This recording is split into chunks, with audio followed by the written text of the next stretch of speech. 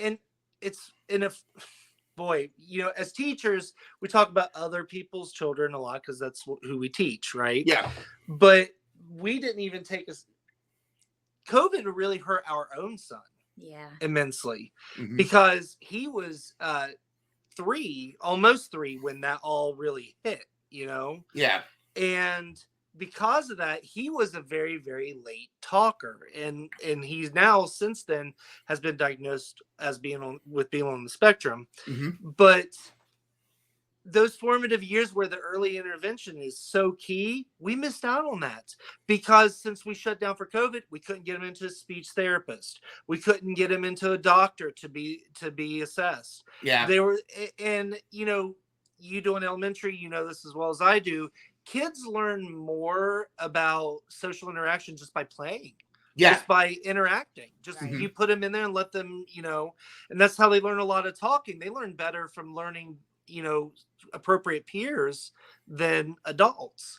And he missed out on all of that. So that undoubtedly hurt him when it came to learning to talk. And he's doing very well now, but we're still struggling to overcome a lot of those gaps. So and think about this. We say this all the time. He is a child whose both parents are teachers and know what they're doing with this. How many kids are falling through the gaps? Exactly. How many kids maybe it's a single parent that's working so much that they or just simply like, and not in a negative, not in a shame on you sense, but just don't know. Like there's an ignorance, like they don't know what to do. That's why a lot of times, like in IEP meetings, I'll really give the parents a lot of grains of salt because a lot of times I get these IEP meetings can get heated, but I understand where the parents a lot of times are coming from. Deep down, they're trying to fight for their kid. Yes, a lot of times, absolutely. they're scared that the institution is going to take advantage of them, and I do get that. I feel like that. Do you feel like there's enough support nowadays, or maybe specifically in your school district for students with special needs? And kind of to dovetail that, do you feel like we're accurately addressing the last 3 years, or do you think we're kind of acting like, all right, back to normal and just kind of just ignore those last 3 years? Tag, am I it?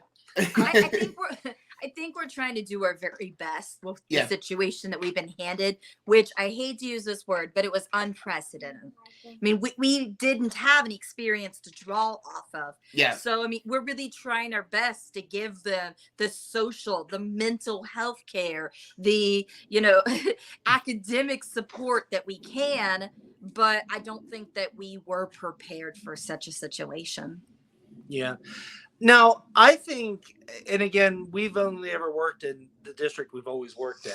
Yeah. I think we have great support for students with special needs here. I will tell you, as you know, the data is coming out. We're only seeing more and more incidences of students with special needs and more IEPs. And, so there's definitely an increasing need for even more support, even though it's really good as is.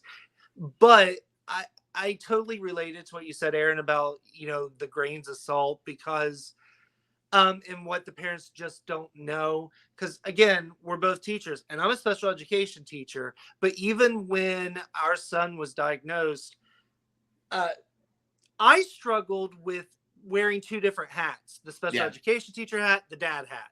And, and no 2 kids are ever the same, every student is different and has different needs. But I struggled with trying to figure out, well, how would I teach my son? And so it was hard for me to reconcile. And here she's taught for 15th year.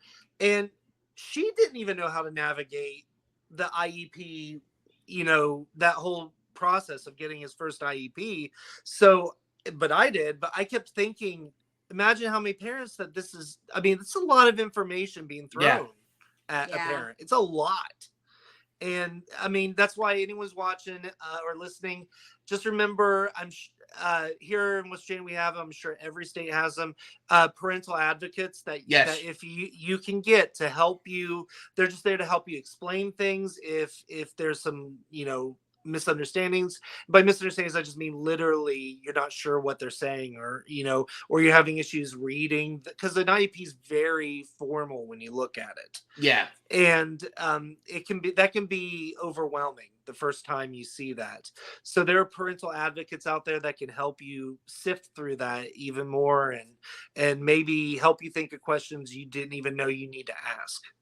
Absolutely. And I almost want to add to that too. I think, and that sometimes that there's that fear that the education administration is going to try to take advantage. Now, I don't think that's mostly the case. There are cases where I've seen that. I mean, I've been in some IEP meetings where I'm hearing some stuff from some of the other folks, but for the most part, teachers want your kid to succeed. Mm-hmm. They didn't get into this business because they want to just boss kids around and yell at them.